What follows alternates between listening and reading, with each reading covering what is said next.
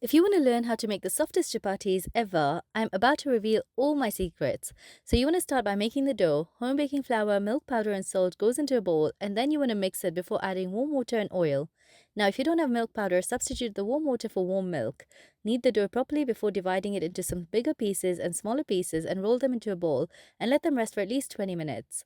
Normally you would spread oil when rolling the dough, but try mixing the oil with some flour instead to get some more layers.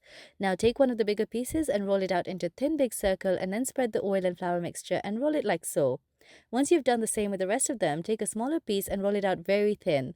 Place the rolled dough in the center and then fold it about 4 times. This creates even more layers, but of course if you'd like to skip this step, then you can do so. Rest for another 20 minutes before rolling them into a nice big circle and then place it on a hot pan. Let it bubble a little and then flip it over. Use a spatula to press the chapati, and once it's browned, add some oil and flip it over. Make sure to do this on both sides, and just like that, it's ready to enjoy. Chapatis are truly a labor of love, but if you follow this recipe, you'll be making the softest, most delicious chapatis right at home.